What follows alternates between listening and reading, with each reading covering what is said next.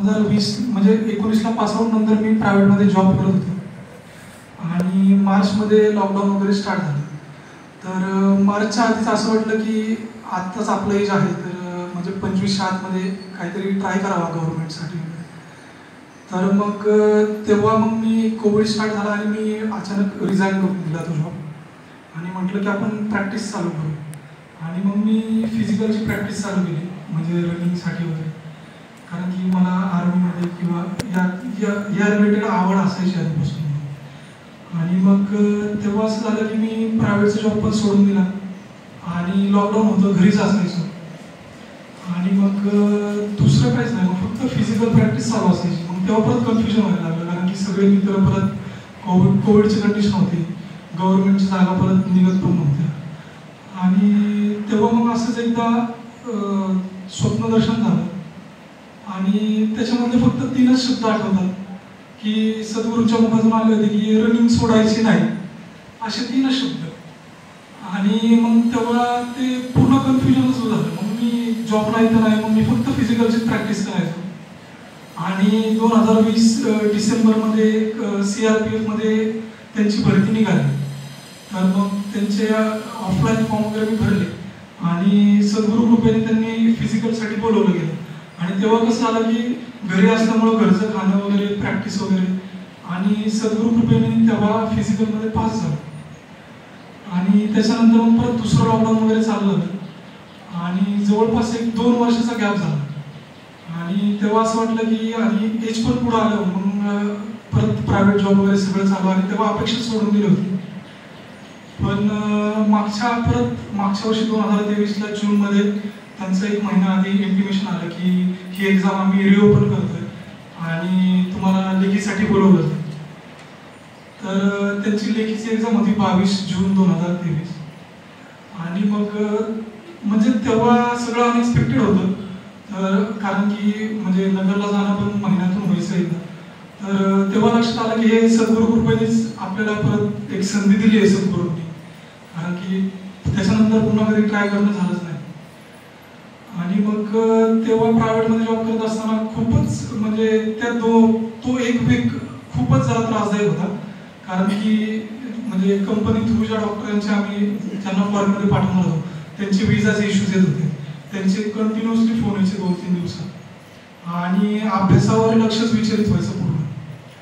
मग सद्गुरू कृपेने असं झालं की नगरला जायचं 2 दिवस वर्किंगसाठी.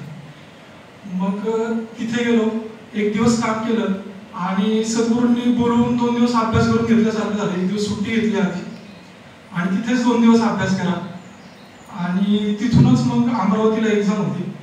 तर रात्री मग सद्गुरूंचं दर्शन घेऊन सद्गुरूंच्या कानावर घातलं असं असं आहे, मी निघतो इथून. आणि सद्गुरू कृपा असते तिथे मला स्टेशनवर गेल्यावर समजलं, कारण की ती जी ट्रेन होती, आम्ही ज्या ट्रेननी माझा एक मित्र पुण्यातून बसणार होता आणि मी नगरमधून, तर ती पूर्ण रिझर्वेशनची ट्रेन होती आणि त्याच्यामध्ये पुण्यातून ते बसूनच देत नव्हते. म्हणजे सद्गुरू कृपेने मी जर नगरला गेलो नसतो तर ते मला ते एक्झामला जाणं पॉसिबलच झालं नसतं. आणि मग मी तिथे गेलो, स्टेशनवर तिकीट घ्यायला तर ते तिकीट देत नव्हते. पुण्याच्या मित्राचा फोन आला की अरे तू नगरला आहेस म्हणून तुला जाता तरी येऊ शकतं, कारण की मला या ट्रेनमध्ये काय बसून दिलेलं नाही, पूर्ण रिझर्वेशनची ट्रेन आहे. आणि मी महाराष्ट्रामध्ये 2 तास मी महाराष्ट्र एक्सप्रेस म्हणून होती, त्यांनी येतो म्हटला, पण त्याच्यामध्ये खूप गर्दी, म्हणजे आपण काष्टला जाताना दानापूरला गर्दी होती त्या टाईपमध्ये आहे म्हटलं सगळं. तर मग खूपच म्हटलं चला म्हटलं सद्गुरू कृपेने सद्गुरूंनीच इथे आणलंय नगरला, कारण की पुण्यात असतं तर मग ते पुन्हा सोडून द्यावं लागलं असतं. आणि मग तिथे स्टँड म्हणजे ट्रेन यायच्या आधी 10 मिनिटं स्टेशनवर तिथे गेलो आणि ते म्हणजे एकदम 2-3 पोलीस थांबले होते, ते आतमध्ये जाऊन द्यायचं नाही. मग काय करावं म्हटलं, सद्गुरूंना प्रार्थना केली आणि ॲडमिट कार्ड माझ्याकडे होतं एक्झामचं. त्यांना दाखवलं, म्हटलं अशी एक्झाम आहे आणि ह्या ट्रेननी नाही पोहोचलं तर म्हटलं मग ते एक्झामचं सगळं टायमिंग म्हटलं सगळं कोलॅप्स होऊन झालं. ते म्हटले नाही म्हटले रिझर्वेशनची याचे तिकीट इथं भेटत नाही आणि तुम्हाला काय जाणं होणार नाही. तर मग तिथेच थांबलो 5 मिनिटं. सद्गुरूंचा धावा मला चालूच होता. मग 5 मिनिटांनी त्यांनाच काय बुद्धी आली, ते म्हटले काय कर, ही पूर्ण ट्रेन रिझर्वेशनची आहे पण एक शेवटचा डबा असतो तर तिथून जा म्हटले. मग आणि माझ्याकडे तिकीट पण नव्हतं. शेवटच्या डब्यात अक्षरशः म्हणजे झोपून गेलो. म्हणजे तिथं अशी खाली झोपूनच पर्यायच नाही तिथे. पण म्हटलं चला सद्गुरू कृपेने आपल्याला सद्गुरूंनी जाण्याची संधी दिली हेच खूप आहे. आणि सद्गुरू कृपेने परीक्षेला पोहोचलो. व्यवस्थित परीक्षा झाली आणि त्याचा रिझल्ट त्या परीक्षेमध्ये पास झालो मी लेखीमध्ये. आणि पुन्हा त्यांचं फिजिकलचं होतं आता फेब्रुवारी 2024 मध्ये. तर सद्गुरू कृपेने ते पण म्हणजे त्याच्यामध्ये पण डॉक्युमेंटेशनची याची गरज होती.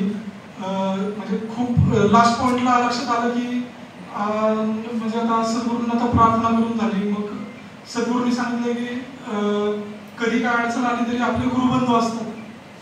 तर मी टाकळकर काकांच्या घरी गेलो. डॉक्युमेंटेशनचे काम होते. काकांनी फोन करून दिलं ते.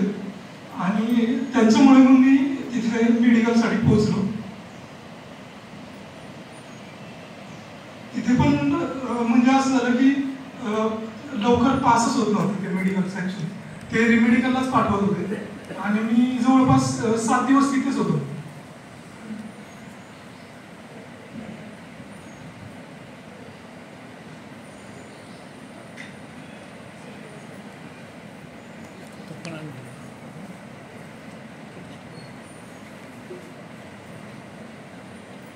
जवळपास 7 दिवस तिथेच होतो. आणि म्हणजे सद्गुरूंना एवढीच प्रार्थना केली की एवढंच सगळं तुम्ही शक्ती दिली आहे आणि तुमच्या आशीर्वादाने होतंय. तर एवढं 7 दिवस थांबले असेल ऍटलिस्ट काहीतरी पॉझिटिव्ह रिझल्ट घेऊन घरी गेलो तुम्हाला छान वाटेल म्हटलं.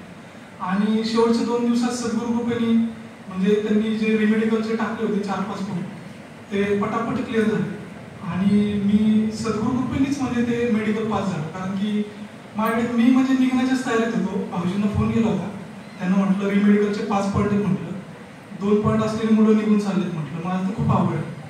तर ते म्हटलं की तू सद्गुरूंवर विश्वास आहे तुझा आणि तू सगळ्या गोष्टी मानतो की तू 1 दिवस तुझा फक्त वाया जाईल ना. तुला वाटतं कॅन्सल केलं तुला रिजेक्ट केलं म्हणून. तर म्हटलं 1 दिवस थांब. आणि त्या 1 दिवसात सद्गुरू कृपेने सगळ्याच गोष्टी चेंज झाल्या. आणि माझं मेडिकल निघालं म्हणजे अनएक्सपेक्टेड होतं ते.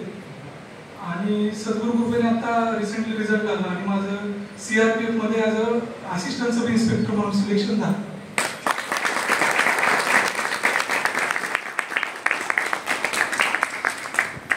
तर म्हणजे आयुष्यात जेव्हा पेट्रोल पंपवर काम करायचो 12वी झालो तेव्हा सद्गुरूशिवाय कोणीच नव्हतं. आणि सद्गुरू कृपा काय असते याचं म्हणजे ते कायमच पाठीशी आहे. आणि आजपर्यंत त्यांच्यामुळेच उभा आहे.